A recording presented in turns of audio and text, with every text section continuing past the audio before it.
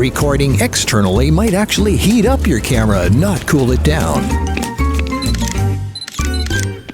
A lot of people think recording externally makes your camera run cooler or even run longer. Well, in some cases that's true, but in a lot of cases actually exactly the opposite is true. External recorders are great for when you have a really crappy little screen. It's funny, I have all these really expensive cinema cameras and they have this really piece of crap little tiny cheap ass monitor on there that is just worthless. So you have to use an external monitor just to see what's going on. But there are also cases where people use these to record externally onto a hard drive because, well, the hard drive holds more, but I guess one of the main reasons people do this sometimes is because they think it makes their camera run cooler or longer.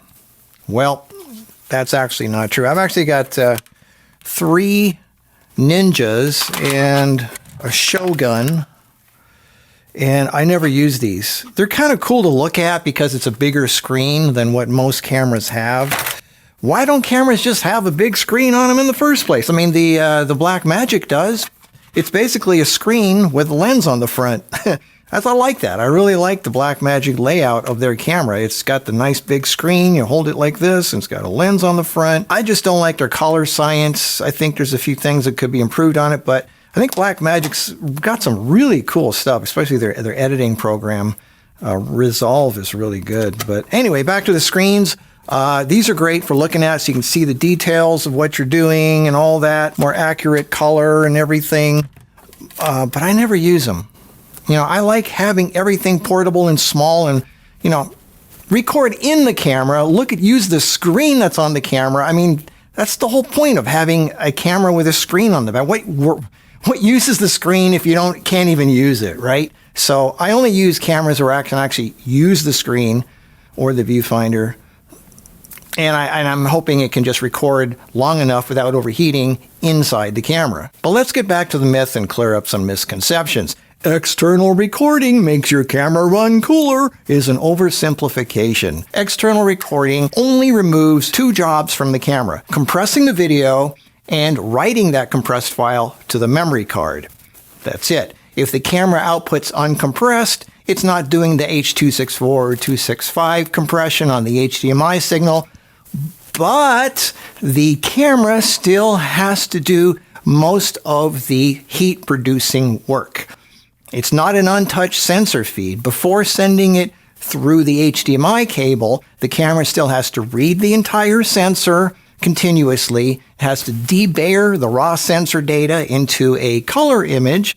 It has to do exposure calculations, apply white balance, gamma or log, color matrix, noise reduction, sharpening, resizing, or oversampling it to 4K, or converting it to YCBRCR, or subsample it to 422, and then package and transmit that whole thing through a high bandwidth signal through the HDMI circuitry, and a lot of times it's also operating its own rear display simultaneously. So yes, recording to the memory card inside the camera can obviously heat up the camera, but recording externally creates a different workload that can heat up the camera in a different way, because the processing more is, it goes right to the chip and the motherboard. The bandwidth itself creates some heat, like an uncompressed 4K 422 signal moves an enormous quantity of data continuously. The HDMI transmitter has to operate at high speed, especially with 10-bit rather than 8-bit. 60p, which rather than 24 or 30p, that's twice as much data right there. 4K rather than 1080.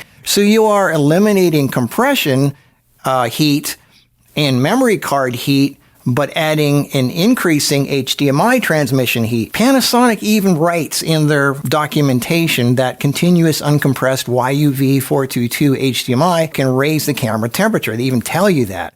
External recording may run a bit cooler if it's not recording internally and the rear screen is turned off, but it can equal or exceed the internal recording temperatures, obviously when the camera records internally and externally, at the same time, but also when the HDMI output activates additional processing hardware, or the external output is higher quality than the internal recording, like 10-bit 422 RAW or a higher frame rate, like I said, that's double the amount of information right there. The camera still continues internally processing essentially the same 4K image, even though it's not saving it. Panasonic explicitly provides a special power-saving mode for 4K HDMI standby to reduce power use and prevent temperature rise. So that tells you right there, it does make the camera rise in temperature when you're doing that. You know, external recording does not inherently cool a camera like people think. It merely relocates the final encoding and storage workload from here to here, but it's still doing work. So if you really want to use an external recorder, I mean, obviously turn off the internal recording and the rear screen to help save heat and runtime.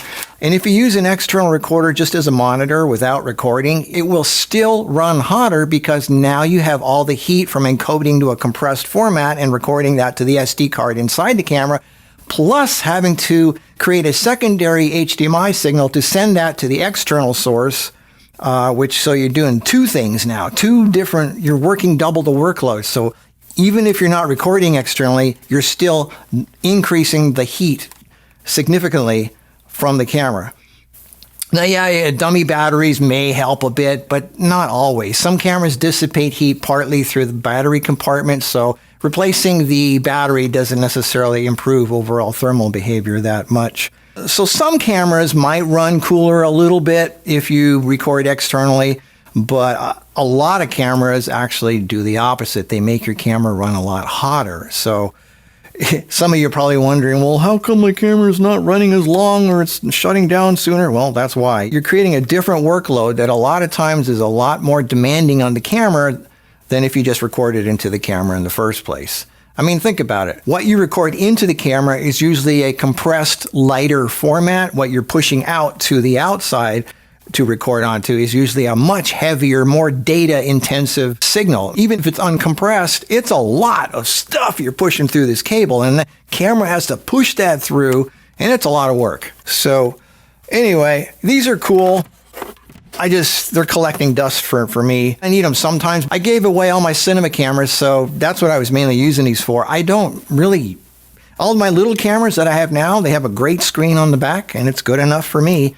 So, I mean, there are a couple times, but where I might use these, but usually not. I guess for some people, having one of these on top of your camera makes you look more impressive because you want people to think you're cinematic, that you're in the biz. Well, I don't know. You get to a certain age sometimes where extra weight and crap and stuff is just not worth it, and your ego doesn't require fancy heavy-duty rigging up of stuff. I mean, unless you're on a Hollywood production, which most people aren't, you don't need that. Unless you have a crappy screen that you can't see what you're doing, then yeah, that's good. But it's just more stuff. It's more weight. It's more bulk. It's more everything. So anyway, that's my bit on that. Another misconception that I tried to clear up that's pretty prevalent in this world of people who want to impress people with their rigs. Well, there you go. Sorry to bust the myth for you, but that's what I'm here for. Anyway, I'll see you later. Until then, have a good one. Bye.